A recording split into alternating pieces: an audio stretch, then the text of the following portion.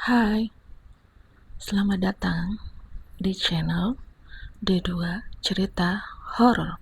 Kali ini saya akan bercerita tentang cerita yang beredar di salah satu desa di Jawa Timur.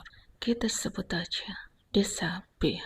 Di desa tersebut ada suatu cerita turun-temurun dari tahun ke tahun tentang sosok wanita cantik, setengah manusia, setengahnya ular. Kita sebut aja sosok itu K. K ini gemar sekali mengincar anak-anak yang masih suci. Kalau anak perempuan yang masih belum haid, sedangkan kalau anak laki-laki yang belum khitan.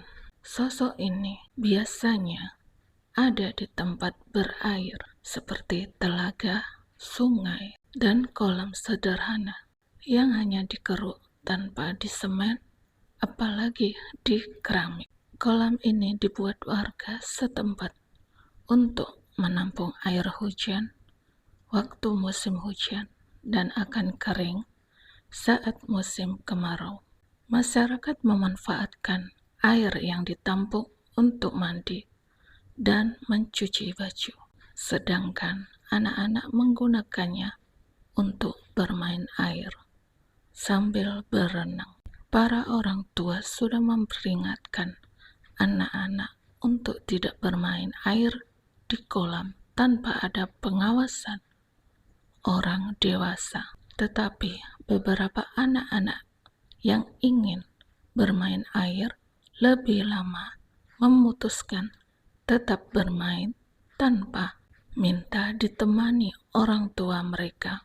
Karena orang tua mereka adalah petani, tentu saja mereka sibuk di sawah untuk menanam padi dan tanaman lainnya di musim hujan.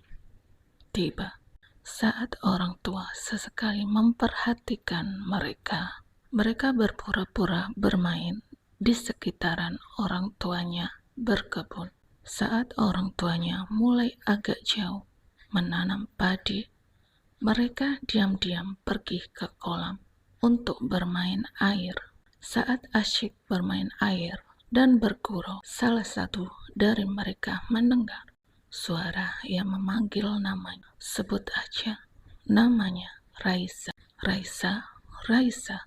Dari arah belakangnya, perempuan itu berkata, "Ayo main sama bule." Belum sempat menjawab, ekor ular berukuran besar keluar dari dalam air, kemudian melilitnya dan menyeretnya ke dalam air.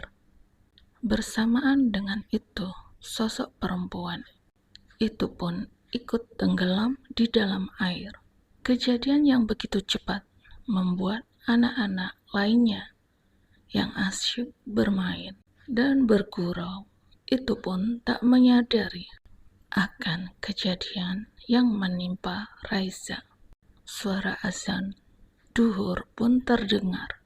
Ibu bapak Raisa memutuskan untuk beristirahat sejenak sembari melaksanakan ibadah sholat dan memanggil anak mereka, "Raisa, Raisa."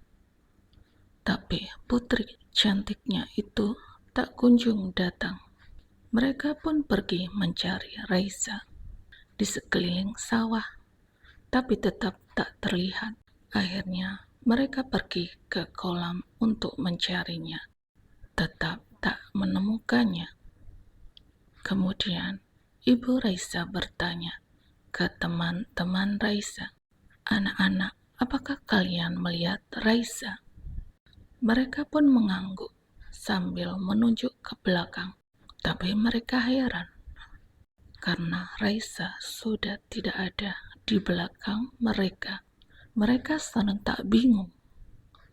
Kapan perginya Raisa? Kok tiba-tiba tidak ada di belakang kita? Salah satu anak bernama Kakak berkata, "Tadi Raisa di sini, Ibu, tapi tidak tahu sekarang main kemana dia." Mendengar jawaban itu, Ibu bapak Raisa pun pulang ke rumah. Siapa tahu Raisa menunggu mereka pulang untuk makan siang. Sesampainya di rumah, ibu bapaknya pun tidak melihat Raisa. Mereka kemudian melanjutkan mencari Raisa di rumah tetangganya, tapi tetap tidak menemukan Raisa. Orang tua Raisa pun cemas dan bergegas ke rumah RT setempat untuk meminta bantuan. Pak RT mengumpulkan warga kampung untuk mencari Raisa bersama-sama. Sampai sore hari pencarian, Raisa tetap tidak ditemukan. Pak RT pun memutuskan untuk menyudahi pencarian sementara waktu, karena sudah waktunya sholat asar, dan meminta warga berkumpul kembali setelah sholat isya. Apabila Raisa masih belum ditemukan, setelah sholat isya, orang tua Raisa kembali ke rumah Pak RT sembari menangis karena anak mereka belum ketemu. Mereka memohon ke Pak RT untuk membantunya mencari ke kampung-kampung lainnya. Barangkali anaknya ada di sana. Salah satu warga bernama Pak Wira mengusulkan untuk bertanya ke Pak Kliwon di kampung sebelah, karena Pak Kliwon terkenal akan kemampuannya melihat hal yang tak kasat mata. Tanpa berpikir panjang, orang tua Raisa setuju dan memohon ke Pak Wira supaya diantarkan ke rumah Pak Kliwon. Mereka pun pergi ke sana. Sesampainya di depan pintu rumah Pak Kliwon, belum sempat mengucapkan salam dan mengetuk pintu rumahnya, Pak Kliwon membuka pintu dan mempersilahkan masuk. Setelah melihat para tamunya duduk, Pak Kliwon berkata, "Saya tahu tujuan kalian ke sini. 3 hari kemudian, carilah anak kalian di kolam yang tidak jauh dari sawah kalian." Saat orang tua Raisa ingin bertanya, Pak Wira langsung menghentikan orang tua Raisa bertanya dan langsung berkata, "Terima kasih," ke Pak Kliwon. Mereka pun serentak berpamitan pulang. Meski agak kecewa dengan perilaku Pak Wira, mereka memilih diam. Sampai tiba di kampung, orang tua Raisa bertanya alasan Pak Wira menghalangi mereka bertanya ke Pak Kliwon. Pak Wira menjawab, Pak Kliwon sudah membantu memberitahu untuk mencari anak mereka 3 hari kemudian di lokasi yang ditunjukkan. Gak baik kalau terlalu merepotkan Pak Kliwon. Apalagi beliau memberitahu tanpa meminta imbalan apapun. Ibu Raisa bilang, "Tadi siang saya sudah mencari di sana, tapi tidak ada. Bagaimana bisa 3 hari kemudian baru ada Raisanya? Kalau terlalu lama menunggu, bagaimana Raisa bisa bertahan tanpa makan minum?" Sambil menangis, Ibu Raisa berlari ke lokasi yang ditunjukkan Pak Kliwon, disusul oleh suami dan beberapa warga. Sampai di lokasi, Ibu Raisa memanggil nama anaknya sambil menangis, sembari mencari anak mereka di dalam air, tapi tetap tak kunjung ketemu. Bapak Raisa membujuk istrinya pulang dan berkata, "Besok kita cari lagi." 3 hari berlalu dan orang-orang terus mencari sampai jauh dari kampungnya, tetap tidak ketemu. Ibu bapak Raisa sudah terlihat putus asa dalam mencari anaknya. Akhirnya di hari ketiga, Pak Wira bersama beberapa warga lainnya mengajak orang tua Raisa untuk kembali ke lokasi yang diberitahu Pak Kliwon. Tapi Ibu Raisa tak merespon. Tatapannya kosong karena memikirkan putrinya. Suami Ibu Raisa pun pamit ke istrinya untuk mencari anaknya di tempat yang dibilang Pak Kliwon. Sesampainya di kolam, beberapa warga turun ke kolam mencari Raisa. Tak butuh waktu lama, mereka menemukan jasad Raisa yang kepalanya tertancap di lumpur dan kakinya berada di atas. Warga segera menarik tubuh mungil Raisa sembari membersihkan lumpur yang menempel.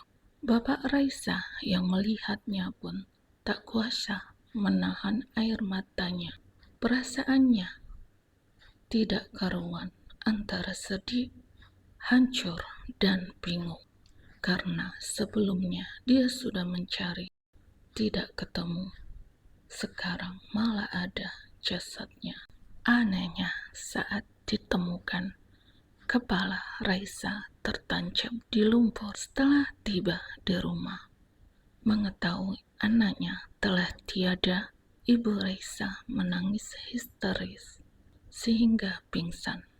Saat memandikan jenazah Raisa, tidak ditemukan tanda-tanda kekerasan apapun. Perutnya juga tidak mengembung. Warga yang menyaksikannya pun bingung penyebab kematian Raisa. Karena kolam itu tidak dalam, tidak mungkin Raisa tenggelam. Kalaupun tenggelam, harusnya jasadnya mengambang, bukannya malah tertancap di lumpur kepalanya. Setelah menguburkan anaknya, Bapak Raisa yang masih kalut dan belum terima akan kematian Raisa kembali ke rumah Pak Kliwon untuk menanyakan penyebab kematian putrinya. Pak Kliwon menjelaskan Raisa mati karena jadi tumbal sosok K. Sosoknya menyerupai manusia, setengah ular. Jenazah anaknya tidak dapat terlihat selama 3 hari. Makanya jenazahnya tidak terlihat. Saya tidak bisa membantu karena sudah terlambat. Saat kalian kesini, Raisa sudah tiada. Dan saya hanya memiliki kemampuan melihat dan berdoa. Yang Maha mengabulkan hanya Tuhan, karena disembunyikan sosok itu akan pergi setelah memastikan mangsanya benar-benar mati. Setelah 3 hari dan mencari korban-korban lainnya kalau ada kesempatan. Makanya jenazahnya terlihat pas sudah 3 hari. Setelah kejadian itu, berita tentang K beredar ke desa-desa lainnya. Dan beberapa anak dari desa lain juga ada yang mengalami hal serupa, mati dengan kepala tertancap di dalam lumpur. Cukup sekian cerita kali ini. Terima kasih sudah menonton.